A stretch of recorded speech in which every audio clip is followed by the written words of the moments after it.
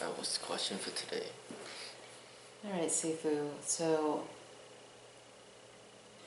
when it comes to the combative arts and spiritual development, how do you feel spirituality plays into the authenticity of a lot of the martial arts schools that are being developed today? Is it present? Is it absent? What's the importance of spiritual development? The spiritual development makes it the martial arts. Without the spiritual component, it could be just violence. It could be just a game like sport, like what we might call combat sport.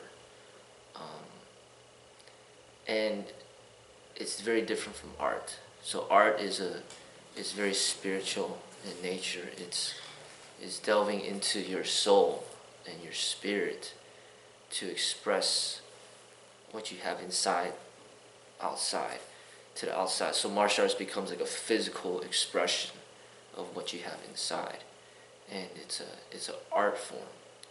And in order to tap into that, it requires training in meditation, training in like learning how to understand the ego, and in a way dissipate the ego or control the ego or eliminate the ego, or even realize that the ego doesn't even exist, in which to express that pureness from within. Now, without the spiritual component, then it could just be anger or just straight violence. When people get angry at each other, they want to hurt each other. When it becomes sport, then it's ego involved in trying to either make money, get fame, or to win. And a lot of these sport things that are happening with boxing, kickboxing, cage fighting, and these competitions, a lot of them are fighting out of anger. So that's another component that makes it not meditation, not spiritual. So almost everything out there, almost I'd say, is promoting something that is not the martial arts. Typically it could be the combat sport, or it could be just people that are just being violent. Or it could even be the tactical people who focus a lot on firearms, and they'll shoot a lot. They're not really shooting at people, but they're just shooting at targets. That's still lacking the spiritual, because there's none of that type of meditation training. It's just all tactics. So it's just tactics and fighting. So there might be some people, maybe just straight self-defense type of training, or what people might do Krav Maga, or what police officers train in, or what the military trains in. It's just straight tactical training. They might not hurt other people, but it's just all mental, and it's still lacking the spiritual component, which is coming from within, where it's similar to like a painter, a dancer, a musician, artists that create something that comes from within to express through their body, and that becomes a martial arts. But it's very rare to find it out there. Do you think it's possible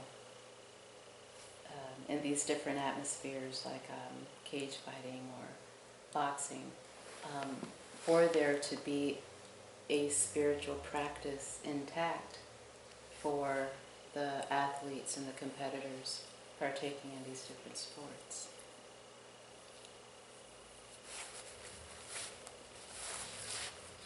I think it goes completely the opposite direction.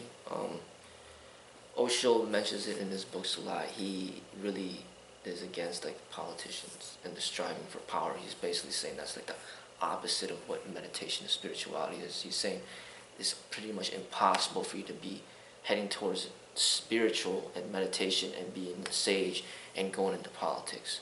And that's kind of how I see the same thing with the combat sport. It's completely contradicting what meditation and spiritual practice is supposed to be, because they're fighting over money, fame, power, and they're fighting not because their life is on the line.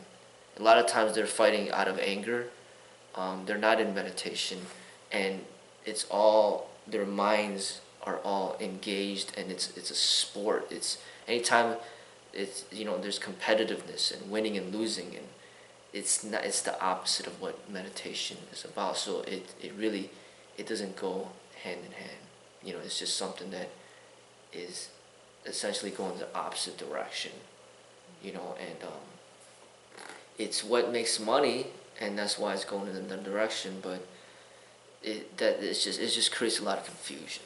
You know, because that's where all the money is. Then that's where a lot of the talent is, because people are headed towards the money. So you see a lot of people working really hard to get there, and through that hard work, they get respect because people like to see talent. So they're gonna tune in, and then they, in a way, damage the reputation of misrepresent what the martial arts is supposed to symbolize. You got somebody that's talented that's trying to say that this is martial arts, but it's not martial arts. But the people that practice the real martial arts may not have that drive, or not may not, but a lot of them may not have that drive because there's not as much money and fame involved in it. It just comes purely from within. So there could be people that practice it as a hobby, some people that might practice it as a lifestyle, but they may not possess the skill and the talent to really create much of a attention towards them, to really direct them towards the real martial arts. You know, like Bruce Lee, for example, would, to me, is representing the real martial arts, and he put a lot of the energy towards getting to that level. But most people will not get to that level unless there's a lot of money involved in it, as far as what combat sport is offering. You know, so that's where there's a lot of the talent there. That's why, you know, in the NBA, for example, the NBA Finals is coming up pretty soon, and these basketball players play their hearts out to try to get to that level of representing, you know, being in the part of the NBA and getting to that level, making the millions per year, and they're respected as the elite in the world within this game of basketball. And the cage fighting and the boxing is trying to represent that, but they got the money there, they got the organization in place, they got the competitions, they got the games in place, but it's not representing the martial arts, because the martial arts is not limited by the rules of which those games are limited by. It's limitless, but it is an expression of your spiritual that has nothing to really do with being violent towards others for profit or fame. You know, you would defend yourself when necessary. You know, maybe when your life is on the line. You know, but you know, it's similar to what, you know, a police officer would use the gun when he needs to use it, not because he's angry that day or because he wants to show off, or, you know, it's something that you would only use when you really need to use it. Or you could use it for entertainment purposes, like some of these martial arts that might get into film. But the problem with film is that it's getting more overtaken by technology, to the point where they don't need the martial arts anymore. Because before, martial artists were replaced by people that were good at stunts, acrobats. So like when Bruce Lee was replaced by like a Jackie Chan, who did a lot of acrobats that really excited the people. Now even the stunt people are being overtaken by the computer graphics, where they don't even need the stunt people anymore. The martial artists were just way in the past. It's nothing that's new to the people. They've seen it already, and it's just nothing over spectacular about it. They get more excited seeing like somebody that's breakdancing than they do a martial artist like a Bruce Lee. But what he was expressing was more of the true martial arts, because that is really the talent and the skill required to get to that level of defending yourself at that level. You know, think of like a Mayweather, but with no limitations, and not in a sporting context situation where it's just your whole body is turned into a lethal weapon that you have full control over, and you could, you know, execute techniques very precisely and accurately, and you're proficient at what you do. But there's really no profession out there that really can bring the martial artist to the forefront, into the limelight, where people will see him and respect him for what he does. But they respect Mayweather. He's like probably one of the richest athletes in the world. They respect those basketball players. They respect some of those cage fighters because they have pretty much turned against the true way of the martial arts in order to head towards the profit, you know. And it might be similar to a woman who might, you know, instead of like working hard, you know, becoming a doctor or something like that, she just gives into just working at a strip club or just dancing for money and whatnot. That's kind of what happens with men in the martial arts. They see, you know what, I trained so hard, I trained for 30, 40 years doing this, but where can I make a lot of money doing this? So then it's easy for, it's the what they're put up against is making the decision, well, if I become a boxer, then I have a potentiality of being a multimillionaire.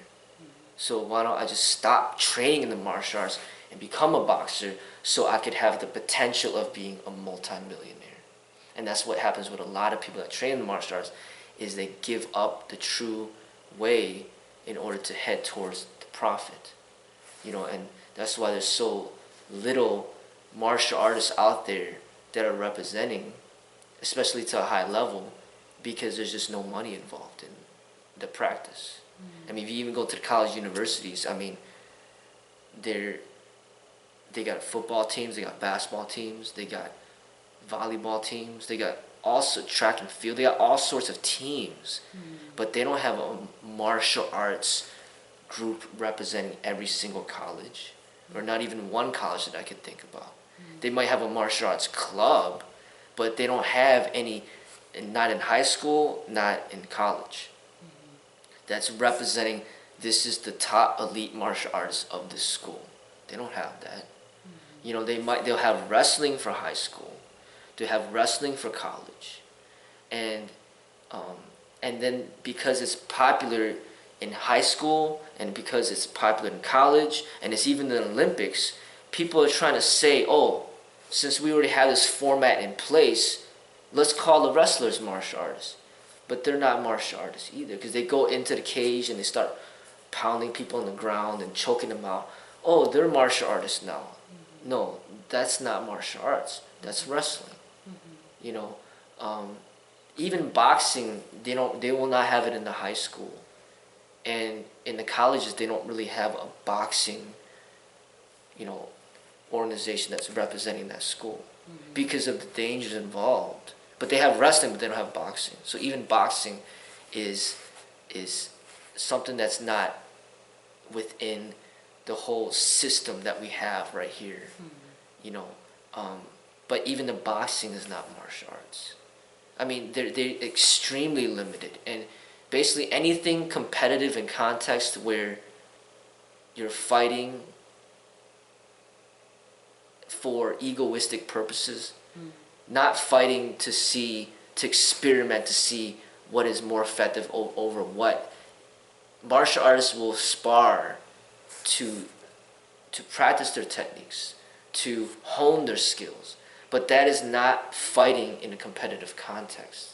You understand? Like, you might be in a room with another martial artist to test out your techniques, but it's completely different than being in a whole arena of people that are paying hundreds of dollars for a seat, and now, you know, people are betting on who's winning, and if you lose, then you'll lose face, and you'll be embarrassed, and you'll have people talking about you, and then your whole reputation is lost, and then you know, there's a referee standing by, there's medical staff. That's not what martial artists do. Martial artists would train in the techniques. Bruce Lee would spar with Chuck Norris in private. He would spar with his student, Stanley Insano. He would spar with all his students. He would spar with other martial artists to test out his techniques. And then he would ask them, hey, you know, do you guys want to get involved in this movie? We can make this nice choreographed fight scene, very realistic. This is how much money you'll get paid. This is how much you will get paid.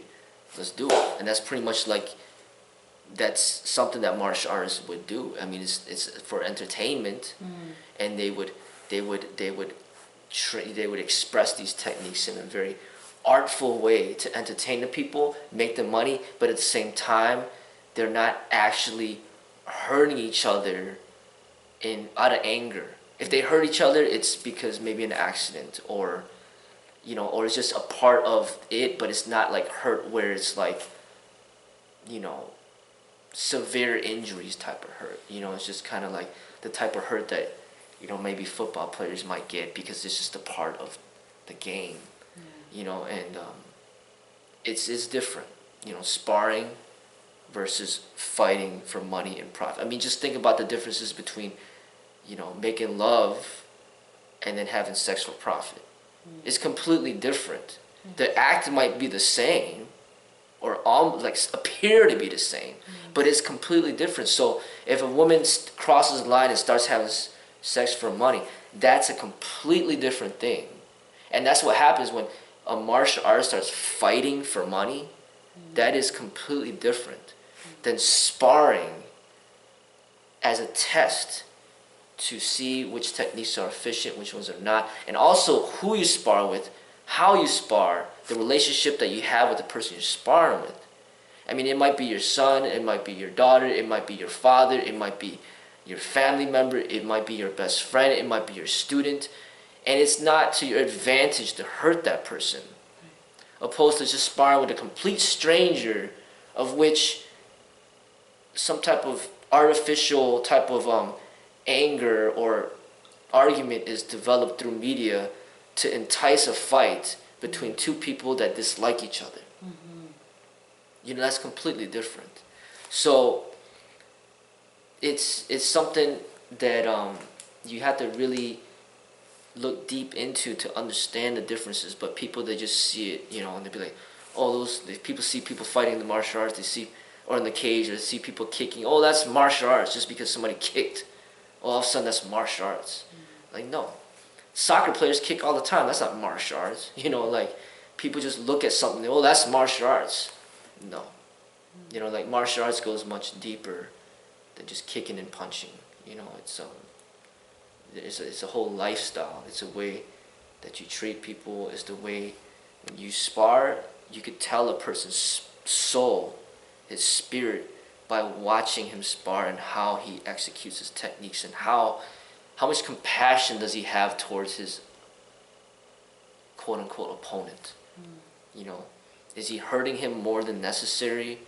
Is his ego involved at that moment? Is he fighting out of anger? What is he in fear? I mean, there's a lot that could be said, but people are just watching boxers all the time, watching cage fighters all the time, and they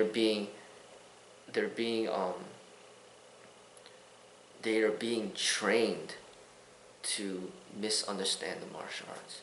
They see people fighting out of anger, like a Mike Tyson, just like going in there, destroying the people, just all angry, biting people's ears off, and people see that, oh, martial arts. Or they'll be like, oh, this boxer could beat up these martial artists, so martial artists suck. These boxers like the best. But like I said, they're that good because they're making all this money boxing. Martial artists, they're the ones that are trying to represent it. A lot of times, they're the ones that they're fighting for their life. It might be a woman who needs to tap into her skills to survive a rape situation. And somebody that's getting bullied, or somebody's becoming, as a victim of a crime, he's fighting for his life, and that's what martial arts is for. And you just don't see that many people take it to a very high level to get the same type of respect that these sport fighters get.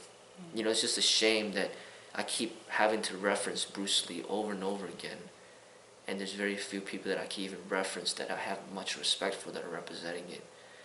And then you got all these lists of fighters and boxers and everybody's lined up against this one person that I'm constantly referencing.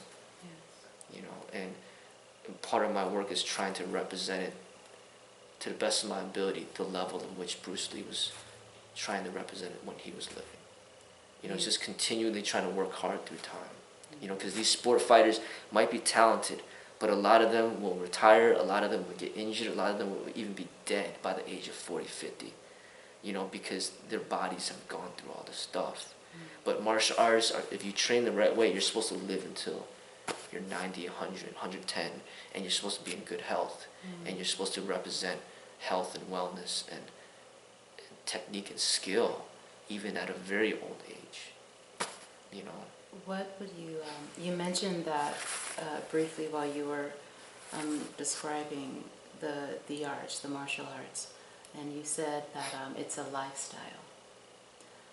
What are some of the components, and thank you so much for doing this, by the way, but what are some of the components of really taking martial arts and developing a lifestyle of that? What are some of the key components of developing that type of lifestyle? Well, I have it in my slogan for the school. I call it a balancing body, mind, and spirit.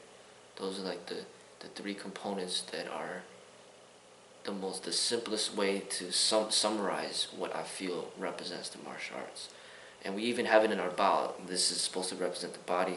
This is supposed to represent the mind. This is supposed to represent the spirit. So the body, what I talk about is getting to the healthiest and the fittest expression of yourself, no matter if you're male or female or whatever disabilities that you have, in the most natural and healthy way. So I'm not talking about like health, or I'm not talking about fitness and where like some of these bodybuilders like taking steroids and taking all these supplements and creatine and androstenedione or whatever to just kind of work out just to impress other people because of how they look. I'm talking about like fitness as far as like eating very healthy, like you and yourself eating organically if possible, and just sleeping well, because you can't really be too healthy if you don't sleep. So, and just taking care of your health as far as like good hygiene, taking showers, brushing your teeth and all that stuff, taking care of yourself in that way, and fitness, like, and not just any type of fitness. Like you gotta work out to be strong. You gotta also put time for flexibility, put time for cardio. So all the components that are important for fitness, but a well-rounded development is not just like just a one-sided thing, like where a baseball player is just swinging with one arm the whole time for his whole career. Most sports are always geared towards domination on your strong side. So like basketball players always shooting with the same hand. Baseball players swing with the same arm. Golfers, same thing. Like it's always like dominating the right side. But martial arts is about balance. So you would be training in balance at all times. Like you would always work the entire body in equal, give the whole body time, like equal time. Not just somebody that just goes in the gym and all he does is bench press because he wants to show off his chest. Or somebody just does abs and that's it because he wants to show off his abs. Like martial artists will train the entire body in equilibrium, like equally, and they would train in a healthy way, good form, good technique, so they don't get injured, right? They would do a lot of flexibility training, so they should be extremely flexible, very strong, very fast at what they do, have a lot of cardio. So their training regimen has to be very balanced. And when you look at them, they should be almost looking like a regular person with clothes on that's fit. And if they take the clothes off, you might start noticing like, wow, this person is really strong for their size. Martial artists are known to be very strong for their size. Martial artists are not football players. They're not power lifters. They're not bodybuilders. They're not people that they're not obese. They don't have too many muscles where it's just disproportionate.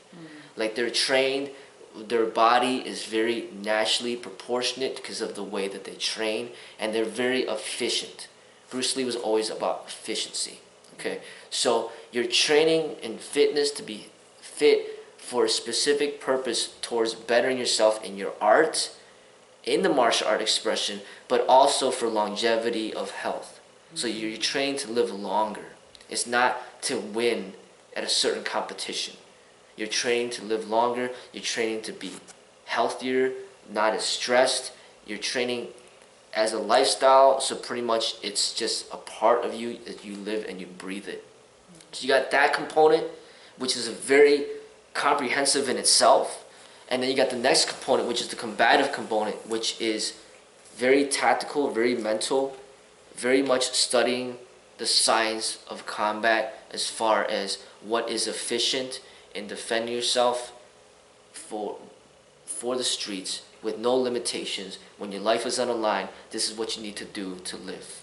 Okay, so it would incorporate everything from unarmed combat, from punching, kicking, eye gouging, to chokes, to locks, to ground fighting, to whatever that the body, whatever you had to do to defend yourself when you have no weapons. So being completely proficient in unarmed combat, and also being proficient with pretty much every single weapon that you could get your hands on. You need to try to be proficient with all of it. And it takes a lifetime, because not only you got to do all the fitness, but you got to do all the combat. And it's just a lifetime, because it's just so much to learn. And there will be people that will have their likes and dislikes, or the ones that they gravitate towards more. So Taekwondo people will gravitate for the kicks. Boxers will focus on the punches. Muay Thai people will focus on just specific techniques like elbows and knees and roundhouse kicks. But a martial artist pretty much is very well-rounded in every single expression. The weapons is the thing, depending on which weapon, but most weapons could, it's generally easy to learn certain weapons and be proficient in it. The unarmed combat is the one what takes many, many years to perfect. Like this, that's the one that a lot of the martial artists focus a lot of their energies on, because that's the thing that really is the bread and butter of the martial arts, as far as like putting in the time and discipline to be able to defend yourself with no weapons but just your body. But when it comes to weapons, I mean, you know what it's like. Even a small child can shoot and kill somebody who's been training for like 50 years. Even with swords, it's one little mistake. Somebody's been training for so long could get killed by an amateur. But when it comes to unarmed combat, it doesn't really go that way. It's a lot of experience, a lot of the fitness, a lot of components are involved into being extremely proficient in the unarmed combat.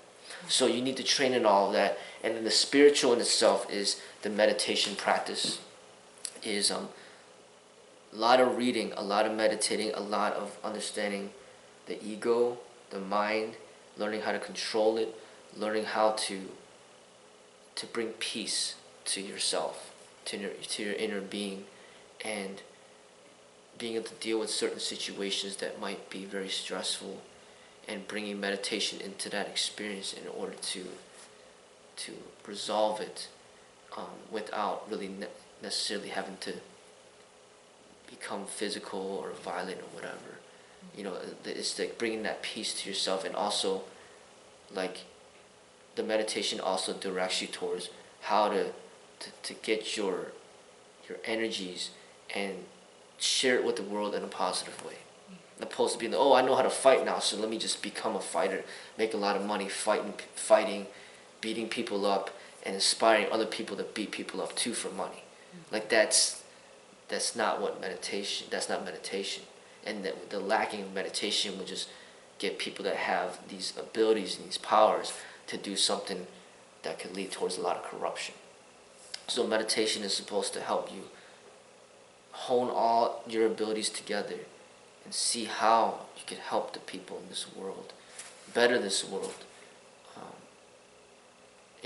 towards the true path. So every single component is extremely important. Any missing component is not martial arts anymore. You don't have the meditation, then you have the combat, you have the fitness, but it's still not martial arts because you don't have meditation. If you have the meditation but you don't have the combat but you got the fitness, then it's still not martial arts, because you might be fit, you might be meditative, but you do not have the combat, so it's not martial arts. It might be yoga or something like that. Because some yoga people can be very fit and they're very meditative, but they don't have the combative component. And the cage fighters would be representation of, maybe they might have some combat, they might have some fitness, but they don't have the meditation. They are not martial artists either. Some people might have the combat, they got the meditation, but they lack the fitness. And that is not, in my eyes, is still not representing the martial arts, because they're lacking the physical fitness component of it, in which to express the combative to the level that it needs to be expressed. You know, so it might be maybe somebody who's really good at shooting guns, and he's a spiritual, meditative person at the same time. But all he does is just pull a trigger. That's still lacking the physical component, that is not representing the martial arts in its entirety. You know, so, and you got a lot of people out there that love studying the combative components. They could do it all day, or even people that might even work in the wooden dummy all day. But you see they're not fit. They might not be fit. They might be overweight. They might be obese. They can't run around the block. They can't do any pull-ups. They're just really physically lacking. So when you're so physically lacking, how can you possibly express the combative in an efficient way to represent a high level? That's why they cannot represent the martial arts either. You know, so every single component is important to represent the martial arts. Any lack of the three is not representing the martial arts. It's just not. You know, Bruce Lee, I always use him as an example because people know who he was, but he was representing all three components: the fitness, the combative, the spiritual. You know, and very few people are representing that. You know, there's always usually something missing within their expression. You know, and whatever school that you go out to out there, usually will be missing some component. So you will normally have to complete it on your own. You know, you might get one component from here, two components from there, but you have to finish it up on your own. A lot of self-work and study. You might be at a place where they value the combat a lot, and then you got to go home, do your fitness, do your spiritual training, you know. Or you might go somewhere that they help you a lot with the spiritual, but you got to do the fitness at home, you got to do the combat, you know. But some of the stuff is hard to do on your own, especially the combat, because a lot of times you need someone to work with, someone to relate with, to test the techniques out with, somebody to show you how to do it properly, so you're not doing it the wrong way for the next 2 years. You're creating bad habits, and then it might be harder to break the habits than to teach somebody who doesn't know anything, because then he's just learning from a fresh slate. But when you train, somebody's been training for bad habits for 10 years, and you're trying to break those habits, it could take another 10 years. So the combative, a lot of times you need help, you know, and the spiritual, there might not be too many qualified people out there to give spiritual guidance. So that's a difficult component to deal with too, you know. But yeah. Well, Sifu, we thank you for what you're doing for the community, and thank you for sharing your perspective on the importance of spirituality and the components of living a martial artist's lifestyle.